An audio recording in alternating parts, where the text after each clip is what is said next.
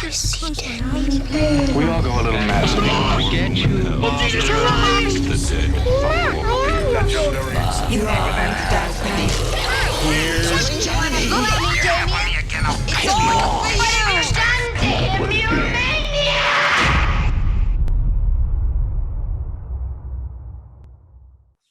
All right.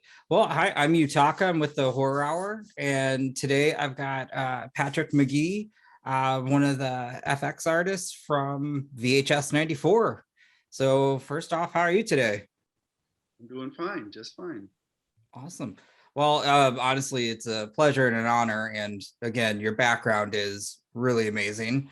Mine's kind of plain, but that's pretty cool. So first off, since, well, I think everything, especially seeing all the images and just the response to Hail Raatma, I would like to know what it was in creating that design. There was a lot involved. I got a call from the two main producers, Brad Miska and Josh Goldblum, and said, "Hey, we got this film. We need a creature suit." And, it sounded really exciting. And this rat creature lives in the sewers. It's like, all right, you got me kind of tagged. And like, it's shooting in Canada, and I'm in LA, and they're like, it's shooting in Canada in like 3 weeks. It's like, oh, and then, it kind of progressed from there. It was like all these deadlines and this short build period. It was a lot, a lot to do in a very little amount of time. But yeah, we basically had to guess on making this creature as far as how it fits the performer, because me being in LA and then production being in Canada, East Coast Canada, we didn't have access to the performer. So in starting this whole process, I said, here's like a body I have, and here's the measurements, and you got to go find somebody that fits what I have, and then let's hope it kind of works. So I think that whole rat creature we made in like exactly 14 days, and then had to get it in the mail, ship it like expensive next day air to Canada, had to go through customs, kind of cross your fingers. I know somebody from production had to go to the customs office and harass them, and because they knew the piece had arrived, but it wasn't getting released. And then finally it was released in time. But as far as the build, in kind of guessing with how it's going to fit somebody, we kind of streamline how we got to make it. So it basically became like a torso suit made out of foam, which is very standard. And then we had this kind of elaborate mechanical head with simple mechanisms. And we did as much as we could in the time period we had to make it as fancy and realistic as possible. But I must say they came at me with the design already in hand. Okay. Chloe had worked with a gentleman named Keith Thompson, who's an illustrator, drawer, and they had this really fantastic rat kind of design for it. And as soon as I saw it, I was like, okay, yeah, I got to do this. Well, I mean, it's interesting too, because the fan response to seeing everybody's also their illustrations that Chloe's been sharing have been really great. And honestly, it's well, that segment too just raises my heart rate because it feels very claustrophobic. And so to go deeper into the storm drain and then that reveal to see that was beautiful. Did you know that, I guess, how that story was going to progress about some of the, I guess, well, to spoil the vomiting or the acid, I guess? Yeah, so, they came in with making the creature, and it's like, well, hey, can I get the script? I want to, let me read what it's got to do and what's going on. And of course, yeah, reading it, I was extra intrigued at that point, because what's better than a little sewer dwelling monster? I love that old 80s movie. Was it Alligator, with the alligator in the sewer? So it kind of brought me to that right away. And I was like, okay, an extra, oh, I got to do this. And then to read the big punchline at the end with the news people, and then the whole vomit in the face. It's like, okay, I got to do this too. And that was something I ended up tackling after they took a winter break, and then they came back and shot, and I was able to piece together the face melt for that as well. And that was okay. again another hurdle, is like putting these elements in a box and then just shipping them off. And fortunately, I had two great makeup artists in Toronto that, you know, I talked to, and we would do Zoom meetings, and I did a lot of practicing. Like we put the creature on one of my people and like did a test run. It's like, okay, this is kind of how the zippers go. This is how the blending goes. Here's how the mechanics work. We did a full kind of test run at my studio right before we put it in the box. And it's like, okay, it works here. So that's how it works there. And then same with the face melt as well. I was fortunate to get, it's Carly Morse had done a face mold of the news anchor guy. She next dayed me a copy of his face. And then from there, just started building the stuff for the face melt. And then it's Daniela Plucino, I believe is her last name. She handled the face melt portion and did all the gluing and then pumping all the goops and stuff for that. That's very intriguing that you had to do it via Zoom. That's not, that wouldn't be common, I guess. I'm considering that's part of obviously the state of where we're in. So that's interesting. And I bet that added that extra, that had to be challenging. Well, definitely challenging.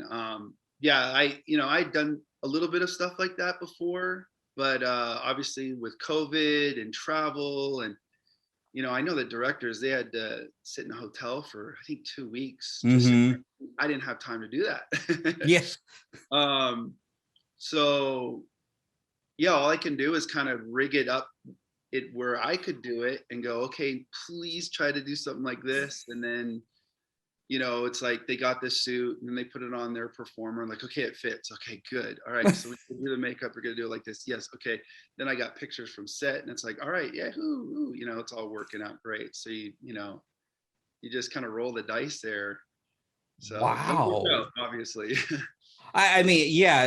That's the entire movie I love, but that segment is just very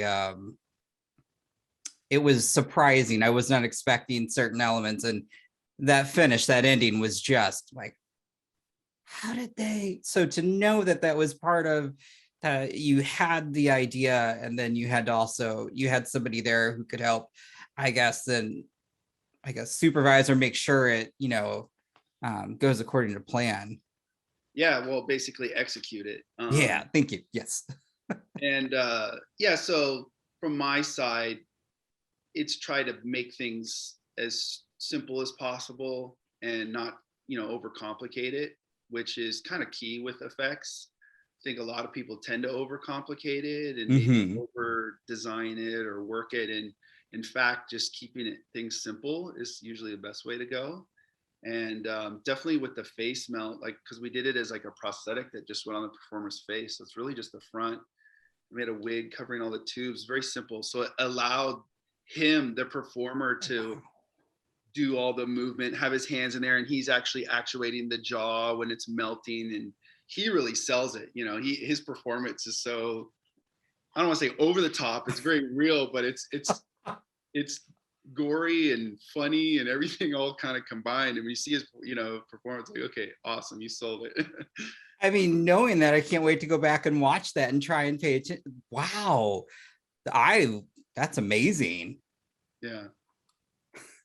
And then, you know, of course, seeing it, one of the West Coast premiere, and seeing that with a packed theater, you know, it's amazing. You know, the payoff is like, all right, cool, we succeeded, to have it, you know, the cheer and everything over that. Oh, that's good. I mean, like I said, the response has been so, to be able to see that in the theater and then to see the fans' reactions, that's incredible. Yeah. Yeah, it's something that doesn't happen enough in special makeup effects stuff anymore. I'm a big fan of, like you said, keeping it simple and like computer all that stuff, but actually seeing practical effects, and just that I really enjoy, because it does seem more real, and in this case, I mean, the actor really went with it, and that's incredible. I did take a chance to also look at your portfolio and just seeing all the things that you've created. And that's one I would just love to know where your inspiration from. A lot of just some of those creations are gnarly. Yeah, a lot of my inspiration it's mainly from two places. For sure, the animal kingdom and animals and insects and everything that's real and creepy, but Mhm. from reality. And then I'm influenced by other artists in general too. Just seeing, with Instagram these days and all this stuff, like just Googling images, and there's just endless resources as far as looking at cool stuff. And then you find out there's so many talented artists out there. So I'm definitely influenced just by other art, whether it be specific people or just random. There's so much stuff out there that you can like search on and be inspired, as far as creature effects and monster stuff and blood and gore and all that. I especially love the split head that was shown, and the detail that you had in that. Yeah. It's just, Yeah, it's a lot of work. and so you have your own studio, and then you have also, I think I was reading in terms of how you're cultivating new talent as well.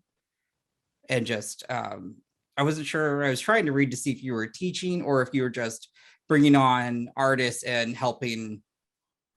Yeah, I have a 6,000 square foot studio, and I kind of split my time between film work, and then I do a lot of stuff with Universal Studios theme park Hollywood. I head up the Halloween Horror Nights, the big Halloween event, and I have a really large crew for that. So I always bring in a lot of young new talent. So I always have a lot of new people coming through my system, I guess you could say. And then I have taught at a couple schools, and I teach with the Stan Winston School of Character Art, which is an online course. So I've done some, because I used to work for Stan Winston, and so I've done a course for them as well. So I'm kind of out there as far as bringing in new people, and I've taught a little bit. So we're always trying to find new hot young talent. I think that's great, and I did actually see some of the Halloween Horror Nights. I've never actually been able to go to one of those yet, but it looks incredible. And also just to see the makeup that you also did for the Grinch, that was we go spot on. That was impressive. We transition from crazy Halloween stuff, and then for the last 10 plus years now, in the month of December they do a big Grinch event, and we do all the Who's up in makeup and Grinches in makeup, and they do like a photo op, take your picture with the Grinch. They do a little mini kind of show and all that. So yeah, I'm well versed on how the Grinch is and everything Grinchy and Who's. It's a really good shift too, to go from blood and guts and monster stuff to like really cute, whimsical fantasy thing. It's fun to kind of mix it up that way. So where do you see, I mean, again, with VHS and with just Raatma, and then the face, well, that scene's great. Were there any other aspects that you were involved in with the film? Yeah, I did all the stuff it's called The Terror with Ryan Prowse, who's like that. So the last segment with the, spoiler alert, with the vampire bit, and then oh yes, face opening up and out. So that was like right after the face melt, the producer's like, hey, so now we're gonna do this other segment, and they're like, check out this little story. And it's like, oh wow. And and reading that, so this one started out without the design, and it's like, here's the script, and let me see what the guy does, the monster does. And there was this line that Ryan had in there, and it was like, he called it like, he grabs somebody's face with his sucker maw. And I'm like, what the hell is a sucker maw? And that stuck with me. And I read the script. I was like, okay, we got some fun stuff to do here.